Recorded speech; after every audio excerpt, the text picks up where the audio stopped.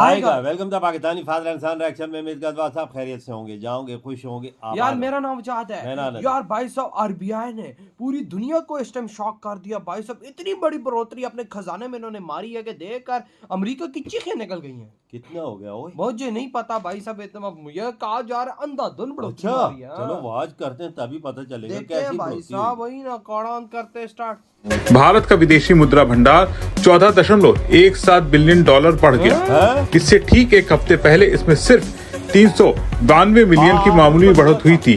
अब भारत का कुल फॉरेक्स रिजर्व बढ़कर 701.360 बिलियन डॉलर हो गया है। ये एक बड़ा आंकड़ा। 62 बिलियन डॉलर्स की यूएस ट्रेजरी होल्डिंग्स को आरबीआई ने कट किया है, और अगर परसेंटेज टर्म्स में देखा जाए तो दिस इज अप्रोक्सीमेटली 26% के आसपास का कट है। डॉलर का इजाफा हो रहा है और ये रेगुलर बेसिस पे, ये कोई ऐसा नहीं है कि यार एक दफा हो गया फिर नीचे आ गया फिर हो गया फिर नीचे, नहीं ऐसा नहीं होता। ये continuously it is increasing. Combination of factors है। यूएस और इंडिया की अगर ट्रेड डील होती है तो वो सेंटीमेंट इंप्रूव करता है, मार्केट सेंटीमेंट्स पे चलता है। उनको एक तरह से नरेटिव जो फील गुड फैक्टर है वो मिसिंग हो रहा है इंडियन मार्केट में।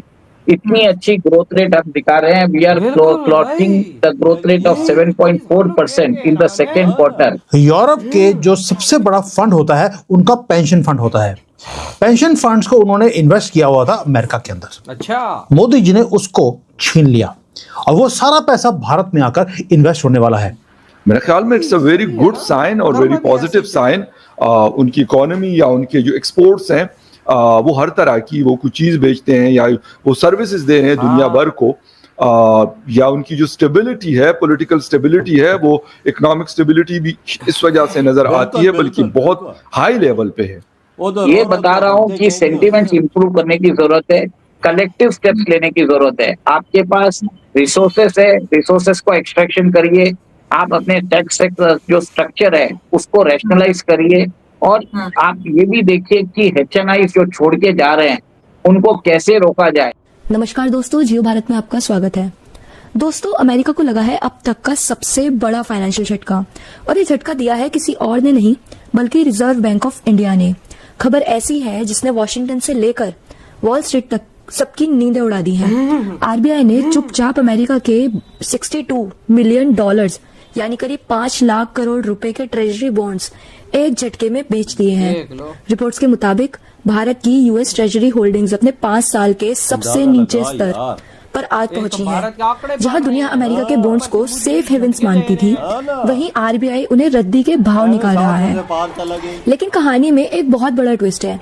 आमतौर पर जब आप एसेट्स बेचते हैं तो आपके रिजर्व्स कम होने चाहिए, लेकिन यहाँ उल्टा हो रहा है।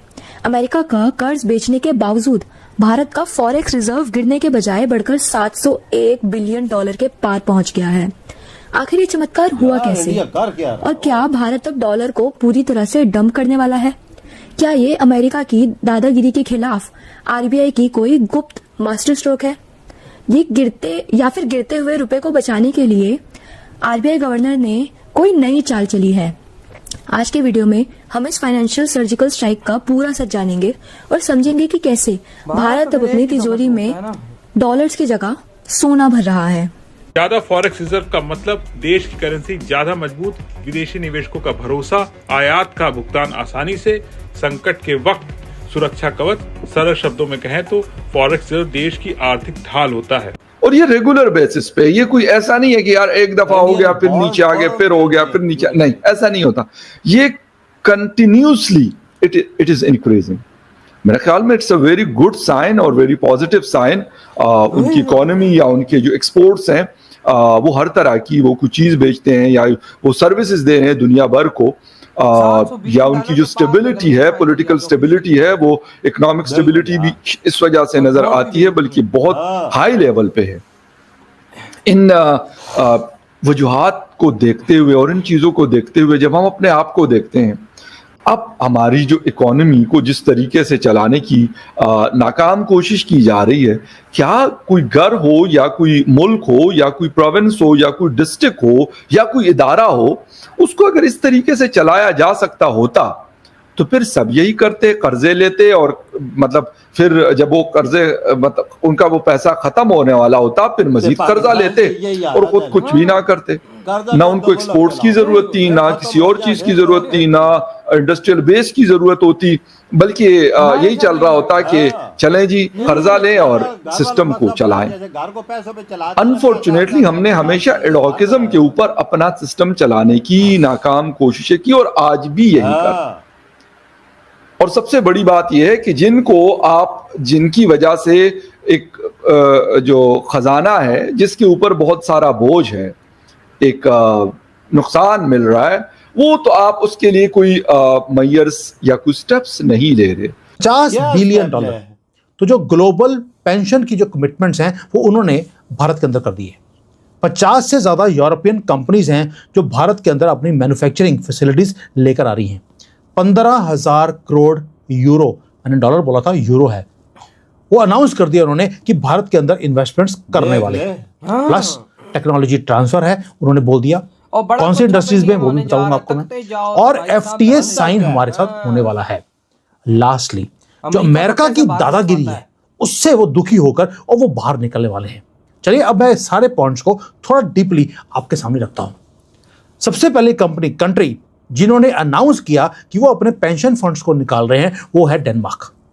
उन्होंने बोल दिया कि जितने उनकी होल्डिंग्स हैं US ट्रेजरी बॉन्ड्स के अंदर वो वहां से पैसा निकालकर वो भारत में लेके आएंगे या कहीं और लेके जाएंगे। अब आप बोलेंगे क्योंकि डेनमार्क ओन करता है ग्रीनलैंड को ट्रंप लेने वाला है इसलिए ये काम हो रहा है। आंसर है नॉट एट ऑल। उसका रीजन क्या है? रीजन ये है कि जो अमेरिका के फाइनेंसेस हैं वो बहुत ज्यादा स्केची हैं और इसलिए वो पैसा कहां जा रहा है? चाइना में लेके जा नहीं सकते, अमेरिका में दुखी हैं, यूरोप के पास अपॉर्चुनिटी नहीं है, ना ही वहां पर कोई इंडस्ट्री लग रही है। भाई साहब यही तो बातें देखो, भारत ने आज ऑफिशियली तौर पे अनाउंस कर दिया है कि भाई साहब अब हमारे खजाने भर गए हैं। इस टाइम पर हम लोग फुल एंड फुल हो चुके हैं और भाई साहब उधर से भारत झटका अमेरिका को दे ही जा रहा है। अमेरिका तो टैरिफ लगाने की सोचता है लेकिन वही बात है भारत उसको फटका दे देता है कि भाई ये देख हमारा फिर भी अकाउंट बढ़ रहे हैं। ये देख $14.5 बिलियन बढ़ा एक हफ्ते के दौरान। पिछले हफ्ते $4.25 बिलियन का इजाफा हुआ है। तकरीबन 200-300 मिलियन फिर आप अंदाजा लगा ले। वो कोई इतना बड़ा इजाफा नहीं था लेकिन फिर भी हम पाकिस्तानी तो पूरे साल में इसकी शक्ल नहीं देखते लेकिन फिर भी भारत के लिए बहुत बड़े, भारत के लिए तो वो कुछ नहीं था, कतरे के बराबर था। लेकिन इस दफा तो भारत ने $14.5 बिलियन यानी पर दिन उन्होंने कम से कम $2 बिलियन की कमाई की है। ये देख यार किधर से आ रहा है इंडिया के पास इतने बड़े हुए, उधर से यूरोप सारा पैसा निकाल के इंडिया शिफ्ट कर रही। हाँ ना भाई, सबसे पहली शुरुआत डेनमार्क ने कर दी है, उसने अपना सारा जब भाई साहब अब वो कहते थे ना पहले स्विस बैंक होता था, अब स्विस बैंक नहीं अब भारत बैंक होगा। हाँ शाबाश है, यही चीज होने वाली है। सारा पैसा अब सारा लोग अपना जितना पैसा रखेंगे इंडिया में इन्वेस्ट करेंगे। उनको पता है कि भारत हर चीज इधर सही है, वजह इधर कोई ऐसे खाने पीने की चीज तो नहीं करता ना, क्योंकि अमेरिका के पास जो चीज रखोगे वो हजम हो जाएगी। वो समझोगे तुम्हें मिल नहीं सकती, नहीं मिल सकती। अगर वो सेक्शन लगा देगा फिर कोई किसी का दादा भी नहीं ले सकता। और भारत एक ईमानदार देश है जो किसी का पैसा खाता नहीं उल्टा देता है। आज देख लो कितने गरीबों को भारत पाल रहा है। बिल्कुल। और पाकिस्तान की बात कर रहे हैं कि पाकिस्तान कैसे चलाए, पाकिस्तान कर्जों पे चल रहा है भाई। कर्जा लेते हैं तो पाकिस्तान को चलाते हैं, जैसे हम घर को चलाते हैं ना, तनख्वाह लेते हैं तो घर हमारा चलता है। इन्होंने पाकिस्तान का भी ऐसा ही हाल किया। सही कहा। तो भाई आपके क्या थॉट है यार जो ये सारा कुछ प्रोसेस हो रहा है? लेकिन एक बात मैं बता दूं जाते हुए कि भाई जो भारत की इस टाइम भाई सब डिमांड इस दुनिया में चाह रही है वो अनबीटेबल। वाकई कोई शक नहीं है यार, जिस तरफ इंडिया जा रहा है ना, जिस तरफ इसकी ग्रोथ जा रही है, जिस तरफ इसका भाई एक लेवल जा रहा है ना, देखो गोल्ड की वैल्यू डे बाय डे बढ़ रही है और भाई ऊपर से भारत के उड़ान एक अलग लेवल पे जा रही है। हाँ, गोल्ड का रिजर्व है, गोल्ड तो आज तो और छलांग लगाई है गोल्ड। हाँ ना, तो भाई ये भारत के पास जो टनों के हिसाब से पड़ा हुआ है उसके प्राइसों में इजाफा हो रहा है। वाकई ये बात तो भाई आपके क्या थॉट है?